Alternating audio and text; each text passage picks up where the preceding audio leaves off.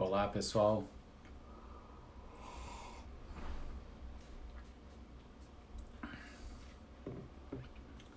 Muito bom dia a todos.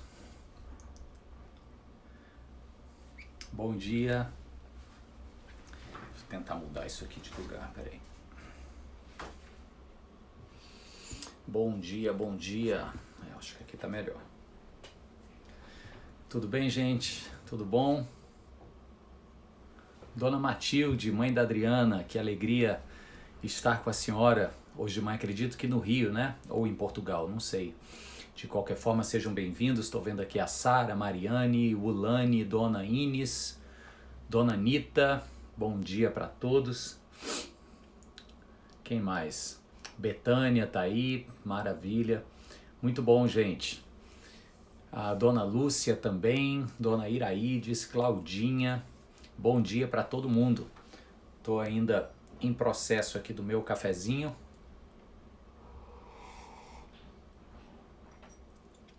Laudeci, bom dia Sandra.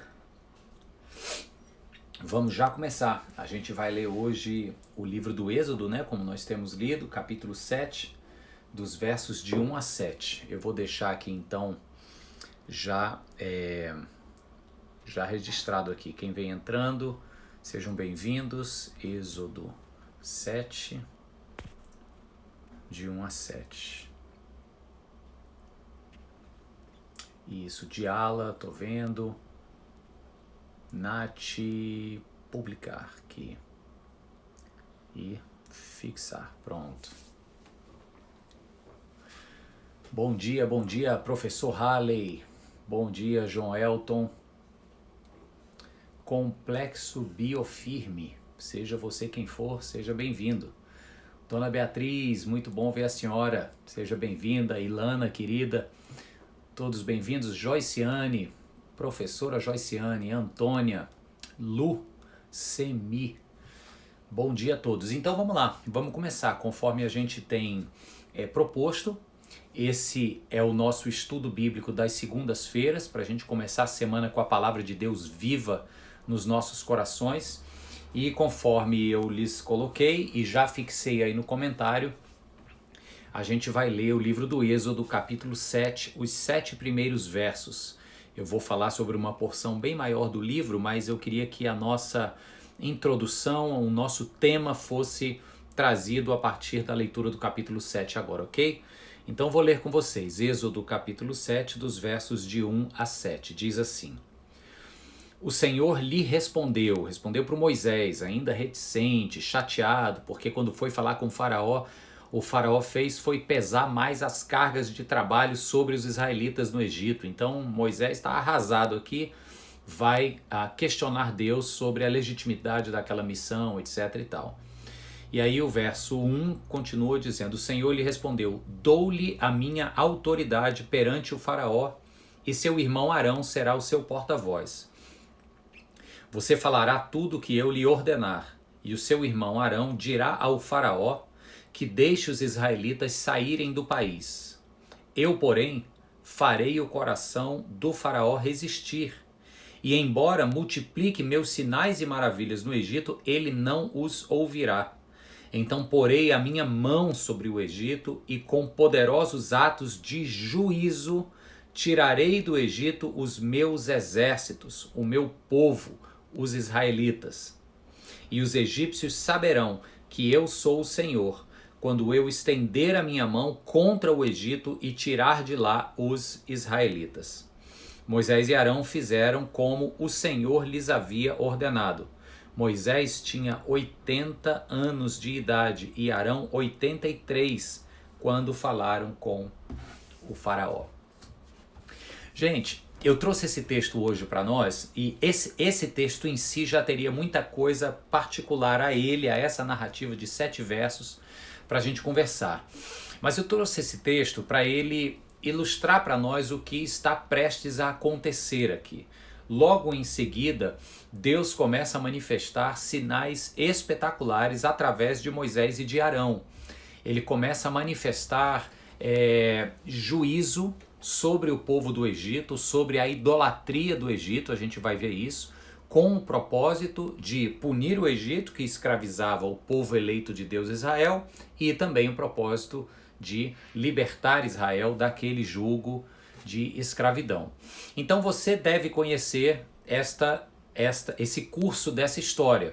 O Moisés volta ao faraó, faraó de coração duro e endurecido, ele não deixa o povo sair, aí Moisés começa a se deixar usar por Deus nesse empreendimento de libertar os israelitas. E aí a vara de Moisés se transforma numa serpente, o faraó vem e chama os magos do Egito e eles conseguem fazer aquele truque de ilusionismo lá da mágica egípcia. Depois o faraó começa a ver que os próximos sinais que o Moisés vem desempenhando vão começando a subir a patente. Então ele transforma as águas do Nilo em sangue.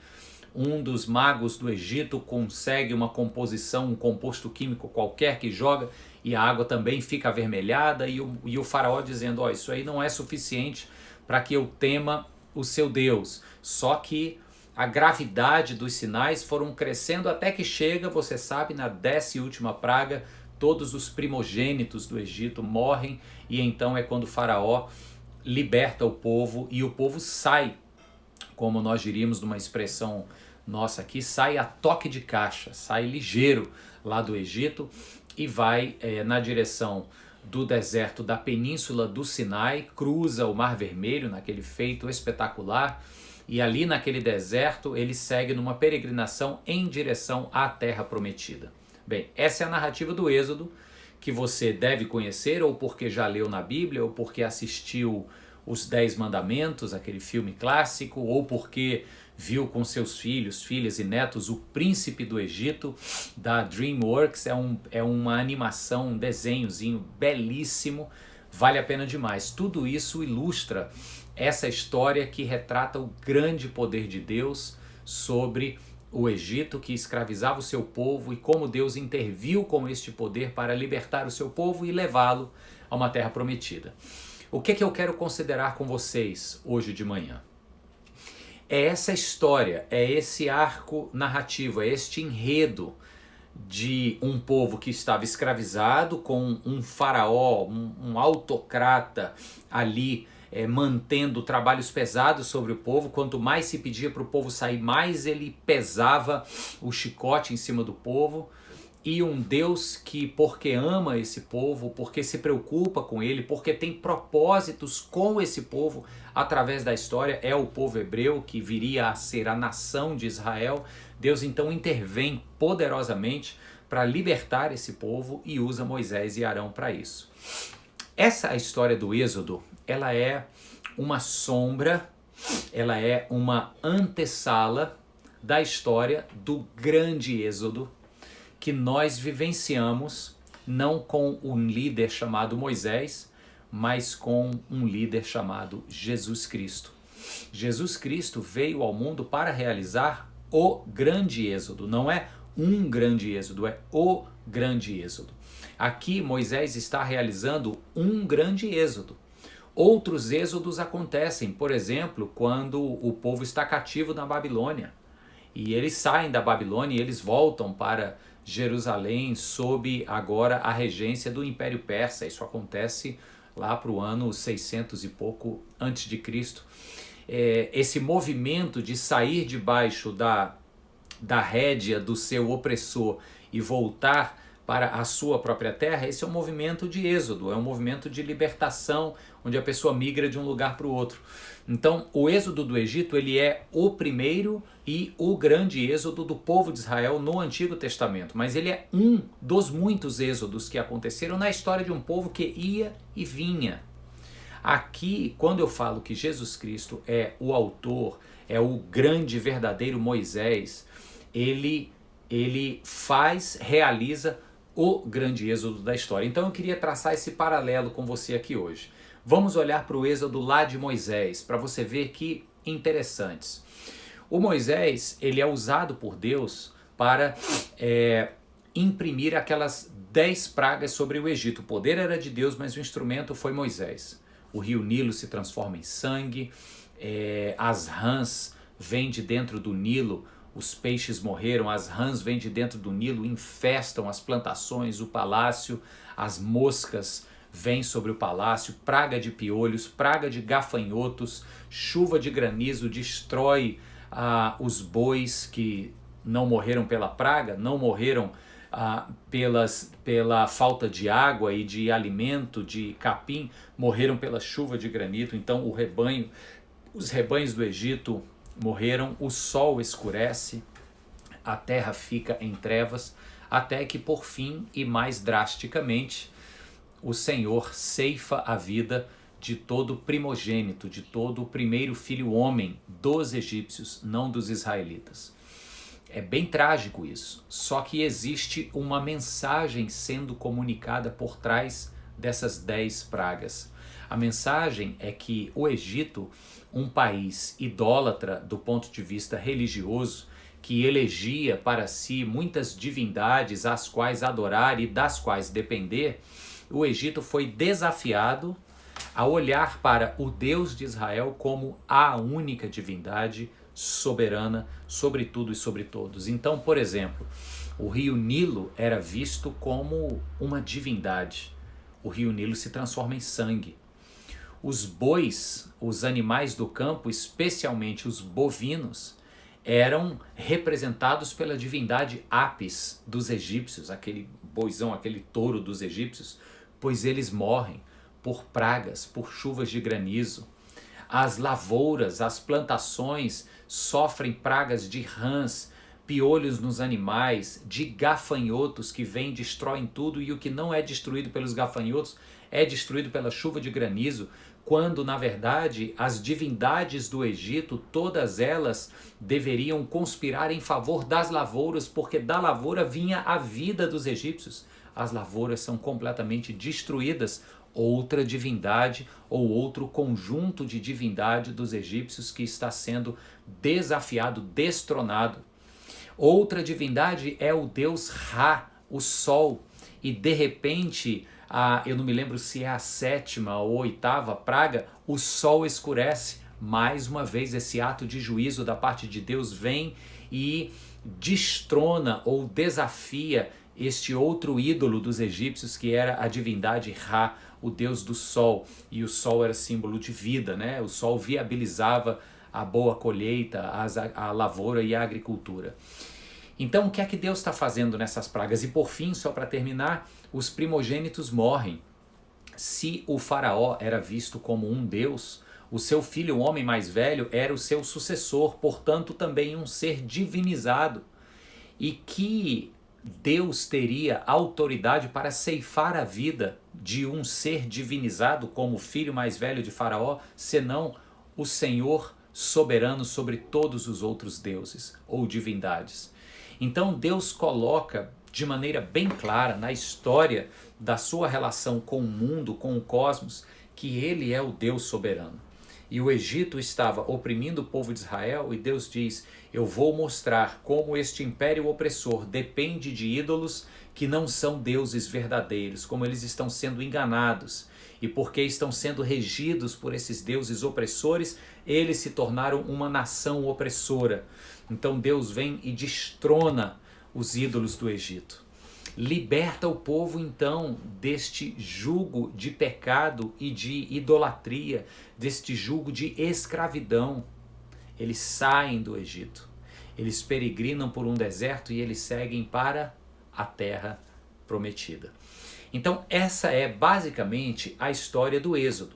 E o que é que eu quero lhe ensinar hoje de manhã? É que se você olhar para o que Jesus Cristo fez, entregando-se como este cordeiro pascal, que foi sacrificado lá no Êxodo, antes da 10ª praga, o cordeiro pascal foi sacrificado para que, a partir do seu sangue aspergido nos umbrais das portas, o anjo da morte que viria para ceifar a vida dos primogênitos do Egito não entraria nas casas cujos umbrais das portas estivessem aspergidos com o sangue deste cordeiro pascal, o cordeiro da celebração da Páscoa, por isso o nome. Jesus Cristo se apresenta na história para vir ser este nosso cordeiro pascal, debaixo de cujo sangue nós estamos protegidos. livres do jugo escravizante da morte. Então o que é que Deus fez lá no Êxodo? Por isso que eu disse que o Êxodo é uma antessala, é uma sombra do verdadeiro Êxodo que viria e que veio no Novo Testamento com Jesus Cristo. Deus destrona os deuses daquela cultura idólatra que era o Egito, age num feito poderoso de libertação a partir do sangue do Cordeiro Pascal, os leva em peregrinação pelo deserto, segurando-lhes pelas mãos e os direciona à terra prometida. O que é que Jesus fez? Jesus veio para destronar os deuses da nossa cultura aqui e agora, a idolatria da nossa cultura. Hoje nós não temos mais reverência alguma, se é que tivemos algum dia, pelas divindades do rio Nilo, a do sol, o deus Ra, Apis, aquele deus boi. Isso não faz parte do nosso imaginário religioso. Agora, quais são os ídolos diante dos quais a nossa cultura aqui e agora se prostra? O ídolo do dinheiro, talvez, o ídolo da estética, da beleza, especialmente no público feminino, mas também neste público masculino, né, que vive escravizado de padrões. Talvez o homem ainda se prostre, e certamente o faz, diante do ídolo da carreira profissional. É um ídolo. É um ídolo. Tudo aquilo em que eu coloco a minha esperança de plenitude, de realização última e absoluta, que não seja o próprio Deus, aquilo se transformará em um ídolo. Tudo aquilo do que eu dependo de que venha a minha proteção e provisão se torna um ídolo, se não for a proteção e provisão do Senhor Deus, se eu espero que a proteção e provisão venha do dinheiro, venha da minha carreira, venha de um relacionamento amoroso, estes se tornarão ídolos, e os ídolos se tornam senhores cruéis e escravizam os seus súditos. Jesus Cristo entra na história para dizer: o reino de Deus chegou. E no reino de Deus não há mais lugar para escravidão. Arrependam-se dos seus pecados, creiam nesta boa notícia que eu estou dando. A palavra grega para boa notícia é evangelho. Creiam neste evangelho de que o reino de Deus está aqui. Arrependam-se dos seus pecados e venham para este reino caminhar comigo, porque o Cordeiro Pascal veio para nos libertar desta escravidão, de tantos ídolos que nós elegemos como deuses e senhores de nossas vidas. Esses muitos faraós, essas muitas divindades que a gente acredita que vai nos trazer prosperidade, segurança, paz interior, muitas coisas que são todas elas ídolos. Quando Jesus Cristo diz que o reino de Deus chegou, ele está dizendo: não há lugar para nenhum outro rei, porque o reino definitivo da história está entre vocês, e o rei deste reino sou eu próprio. Então, quando a gente se coloca debaixo desta autoridade, assim como os israelitas se colocaram lá no Êxodo, debaixo do sangue do Cordeiro Pascal, nós assimilamos o sangue de Jesus Cristo derramado na cruz por nós, para que possamos então estar debaixo desta autoridade dele. Nós empreendemos o grande êxodo, saindo debaixo deste jugo de escravidão, não mais dos egípcios, mas a escravidão do pecado, dos ídolos que nos aprisionavam, vamos colocar no tempo passado, e seguimos então para uma peregrinação que nos leva em direção à terra prometida, que é tão somente a vida plena e abundante que Jesus conquistou para nós. Amém, gente? Que tal? Como é que você ouve esta palavra agora de manhã? Como é que você acolhe este ensino no seu coração? O que Deus fez com os israelitas lá no Êxodo é o que Deus fez e está fazendo através de Jesus Cristo no grande êxodo da história, na minha e na sua história, onde nós somos libertos deste cativeiro e levados rumo a esta terra prometida.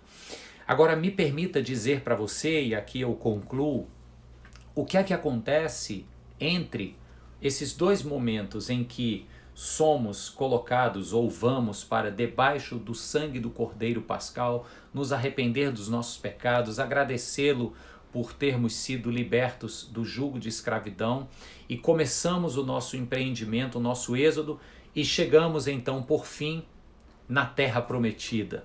O que é que acontece nesse meio? Eu falei sobre isso ontem no nosso culto de adoração lá na igreja. Você pode acessar a mensagem no canal do YouTube da igreja, quando eu falei de peregrinos de coração. Entre este primeiro evento de libertação e este segundo evento de chegada na terra da promessa, no meio nós temos um caminho, que é uma peregrinação. E nesse caminho a gente passa por altos e baixos, por vale de lágrimas, por planícies e campos verdejantes, mas a gente segue caminhando, a gente segue buscando forças no Senhor. A grande bênção é que assim como Moisés levou o povo pelo deserto e Deus se fez presente entre eles através do tabernáculo, aquela tenda do encontro onde os sacerdotes iam para adorar a Deus, Jesus Cristo vem ao mundo e promete que estaria conosco em todo esse tempo desta jornada de peregrinação. Ele diz, é João quem diz lá no seu evangelho, que o verbo se fez carne, o verbo Jesus Cristo se fez carne e habitou entre nós. Esta curiosidade muitos já sabem, mas vale a pena repetir. O termo grego habitar entre nós seria melhor traduzido por Jesus veio, se fez carne e tabernaculou entre nós. É uma referência àquela presença do tabernáculo, que por onde o povo ia no deserto, o tabernáculo era desmontado, levado, o povo acampava, montava-se de novo. Ia sair, desmontava, levava, acampava, montava-se de novo.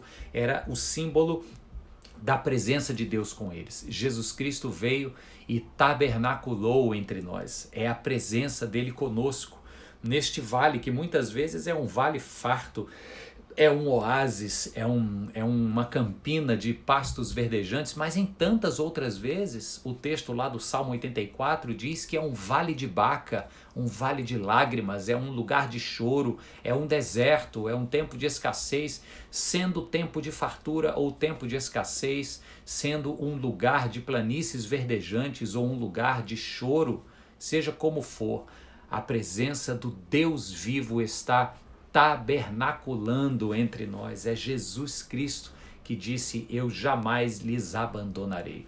Fomos libertos. Os ídolos e as divindades desta cultura foram destronados e desafiados. É preciso que você entenda que nenhum destes ídolos entrega o que promete. Se você colocar toda a tua confiança no dinheiro, por exemplo, você pode ganhar todo o dinheiro do mundo e sempre vai parecer que está faltando mais. Não se promete não se entrega o que está sendo prometido.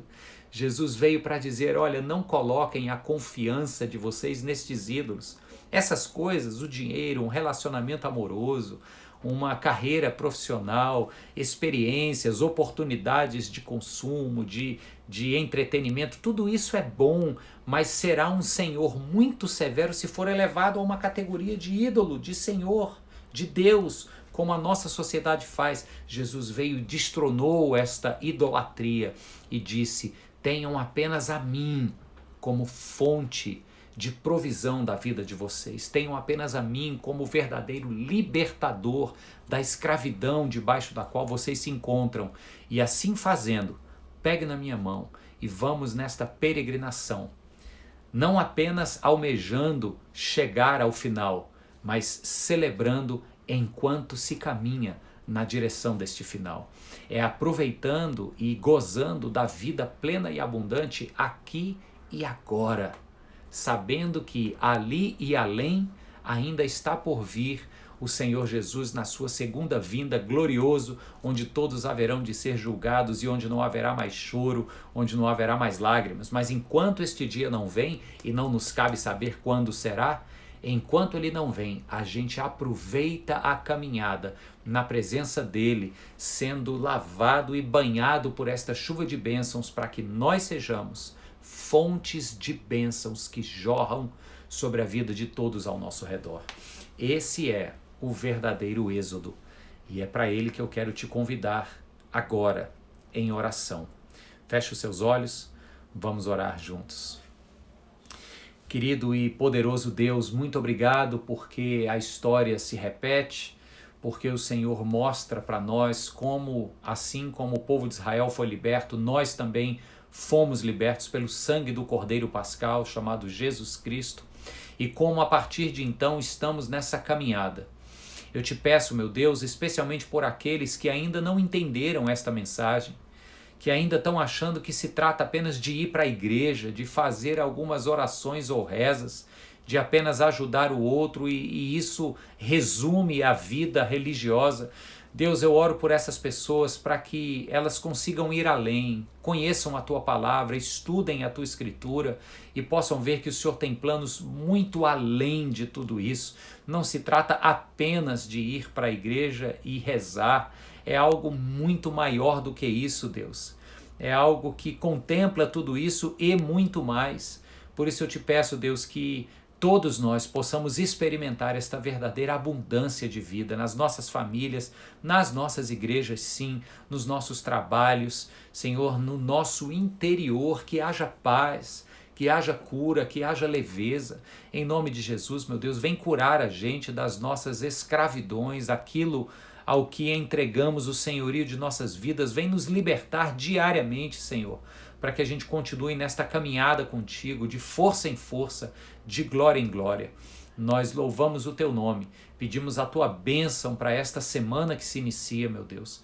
Eu quero orar especialmente pela vida do pai da Rita Angélica, pedir que o Senhor cuide dele agora nessa cirurgia que ele está fazendo, orar para que o Senhor venha derramar cura física e emocional sobre todos aqueles que estão comigo aqui agora, participando desse estudo e todos os demais que verão ao longo do dia, da semana, que haja presença do Senhor fazendo diferença nessas vidas. Nós oramos assim, meu Deus, crendo no poder do nome de Jesus e juntos dizemos amém. Amém e amém. Que bom, gente. Eu tô achando vocês meio calados aí. Cadê? Tá rolando ou eu tô falando esse tempo todo sozinho? Vamos lá, vamos dar os bons dias aí para eu ver quem ouviu. Fale alguma coisa aí para eu ver que nós estamos juntos.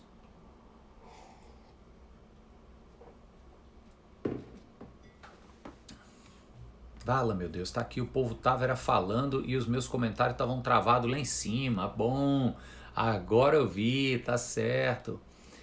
A Dani entrou só no final, Dani. Puxa, Lani, meus comentários estavam parados lá, tava tudo travado ali. Eu pensei que eu tava falando sozinho, mas que bom, tô vendo vocês aqui agora. Maravilha, maravilha. Muito bom, gente. Olha aí, o seminarista Oswaldo Júnior marcando presença. Dudu, grande Eduardo, maravilha, querido. A Adriana Teixeira, muito bom. Quem mais? Doutora Verônica, bom. Aninha, tô te vendo aí, Ana. Cláudia, que bom te ver, Claudinha. Beijo grande. Simara Angélica Ivana, olha aí a doutora Ivana, grande enfermeira. Beatriz, tá me ouvindo ainda, Beatriz? Eu fiquei com medo do microfone ter bugado aqui. Ficou bom esse som, gente? Eu tô usando pela primeira vez aqui um fonezinho que eu comprei, bem baratinho, aí fiquei com medo do som não tá legal. Que tal? Ficou boa o timbre da voz aí? Tá legal? Tá claro? Deu para ouvir bem? Me dei um feedback aí, dona Núbia. A Priscilinha tá dizendo tá ótimo. Maravilha, muito bom. Muito bom, gente, é isso. Então, como você já sabe, vale a pena relembrar. Eu vou deixar no IGTV aqui para você assistir, quem quiser, mas ele também fica catalogado agora lá no YouTube da igreja. Esse é o quarto estudo bíblico que a gente está fazendo em cima do Êxodo. Então, apesar de eu ter lido o capítulo 7, mas vai estar lá assim, Êxodo #4, tá? É o quarto estudo da nossa sequência. Então vai estar lá.